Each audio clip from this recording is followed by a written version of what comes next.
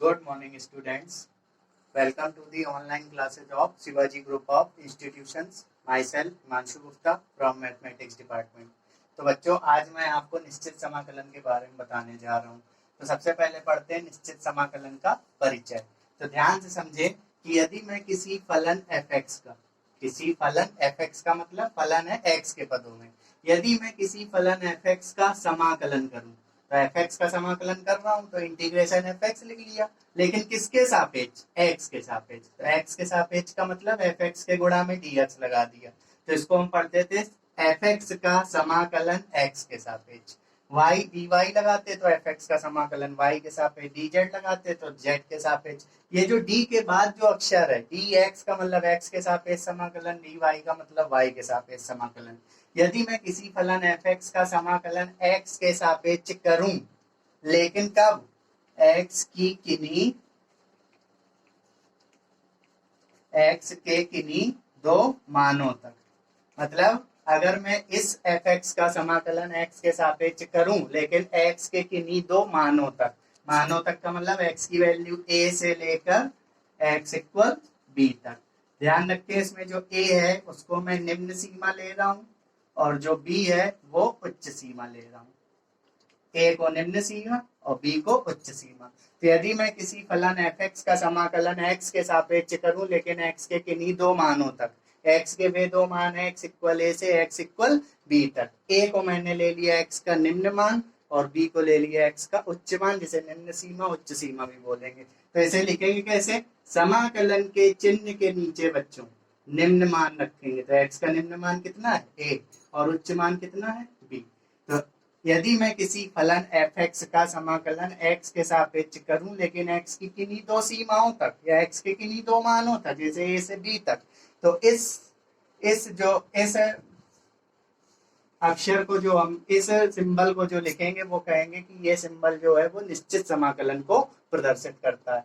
जहां पर ध्यान देना है कि अगर समाकलन में dx लगा है तो जो सीमाएं होंगी वो x की होंगी। तो dx लगा है यानी ये जो मान है वो a से b वो x के मान है। तो आइए अब मैं आपको बताता हूँ किसी निश्चित समाकलन को हल कैसे करते हैं। तो जैसे मुझे इसी निश्चित समाकलन को क्या करना है?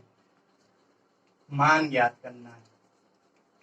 तो निश्चित समाकलन का मान कैसे ज्ञात करते हैं? जैसे मुझे मान ज्ञात करना है इंटीग्रेशन a से b f(x) dx का, तो इसको मैंने i के बराबर मान लिया।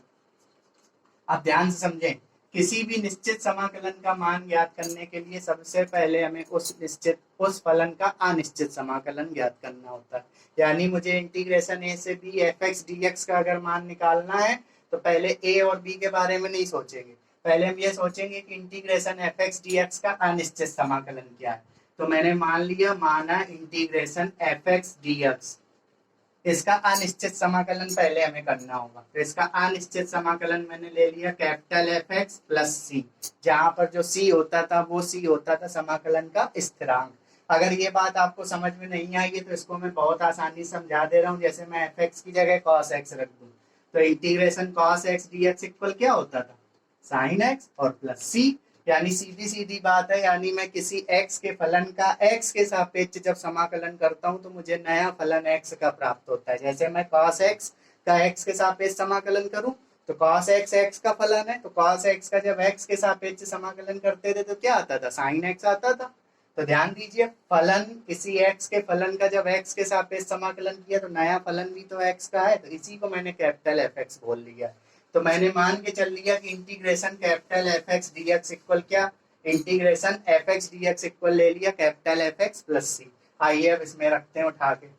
तो i बराबर क्या हो जाएगा? सबसे पहले इंटीग्रेशन f(x) dx का मान, तो इंटीग्रेशन f(x) dx का मान कैपिटल f(x) प्लस c, और लिमिट लगा देंगे, ब्रैकेट बंद करेंगे, और ब्रैकेट बंद करने के बाद दाईं तरफ के ब्रैकेट में नीचे की ओर निम्न सीमा, तो नीचे की ओर निम्न सीमा a, और ये सीमा है किसकी? x की, तो x इक्वल a, और ऊपर की ओर उच्च सीमा x इक्वल b। अब क्या करेंगे? ये जो कैपिटल f(x) प्लस c आया है, सबसे पहले इसमें x की उच्च मान रखेंगे। तो x का उच्च मान b है, तो क्या आएगा? Capital FB plus c, bracket बंद, माइनस लगा के फिर x की जगह निम्न मान रखेंगे। निम्न मान x का क्या है? a, तो क्या बनेगा? Capital FA plus c। इसको जब हम लोग हल करेंगे तो क्या प्राप्त होने वाला है हमको? इसको जब हल करेंगे तो आई बराबर ब्रैकेट ओपन करेंगे capital F B plus C, minus के अंदर मल्टीप्लाई तो minus F A minus C, C से सी कैंसिल, तो आई बराबर आ गया F B minus F A. और हमने आई किसको लिया था? आई हमने क्वेश्चन को लिया था जिसका मुझे मान निकालना था, अर्थात इंटीग्रेशन ए से B F X D X equal क्या आ गया? Capital F B minus capital F A. ध्यान से देखिए, मैंने अभी आपको बताया था अनिश्चित समाकलन में कांस्टेंट यूज होता है, और जब कभी भी हम किसी निश्चित समाकलन को हल करते हैं तो फिर कांस्टेंट का यूज नहीं करेंगे। देखिए इसके आंसर में क्या कहीं सी चल रहा है, तो आपको ये ध्यान रखना है किसी भी निश्चित समाकलन को हल करने के बाद उसमें हम समाकलन का स्थिरांक नहीं जोड़ेंगे। आइए अब मैं आपको निश्चित समाकलन पर आधारित कुछ उदाहरण बताता हूँ। जैसे मैंने पहला उदाहरण लिया,